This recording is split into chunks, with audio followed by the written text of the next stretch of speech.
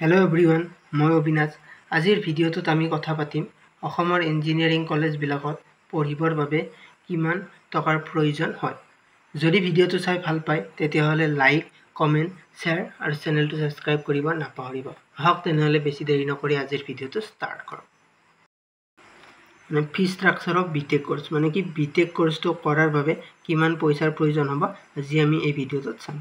প্ৰথম আমি যদি চাওঁ যিবিলাক first sem, third sem, fifth sem আৰু ছেভেন্থ চেম আছে, মানে কি যিবিলাক মানে কি অড চেম আছে, অড চেমবিলাকৰ পইচাটো অলপ বেছি হয় যিবিলাক ইভেন্ট চেমতকৈ, মানে কি ছেকেণ্ড, ফ'ৰ্থ, ছিক্স আৰু এইথ চেমতকৈ মানে কি যিবিলাক অড চেম আছে সেইবিলাক চেমত পইচাটো অলপ কি বেছি হয়।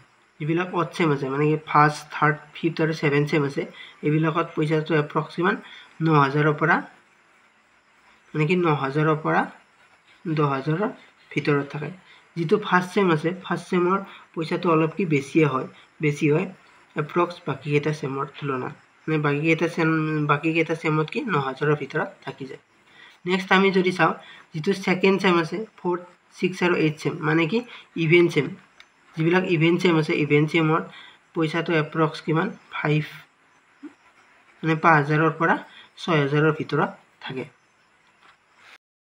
নেক্সট আমি যদি চাওঁ এক্সাম ফৰ্ম ফিল আপৰ কাৰণে আমাৰ পইচাৰ প্ৰয়োজন হয় 1600 টকা, মানে কি এক্সাম ফৰ্ম ফিল আপ কাৰণে আমাক কিমান টকা লাগিব 1600 টকা।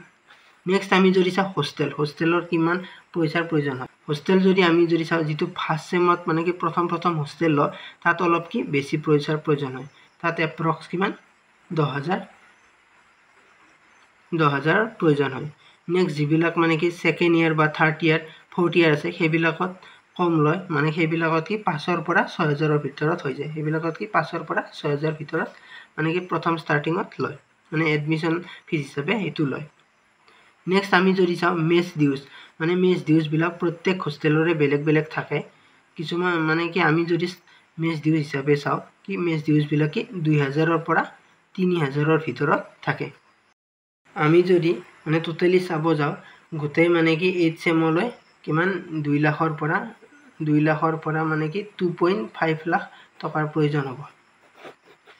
আজিৰ ভিডিঅ'টো এইখিনিয়ে। যদি ভিডিঅ'টো চাই ভাল পালে তেতিয়াহ'লে লাইক, কমেণ্ট, শ্বেয়াৰ আৰু চেনেলটো ছাবস্ক্ৰাইব কৰিবলৈ নাপাহৰিব। ধন্যবাদ।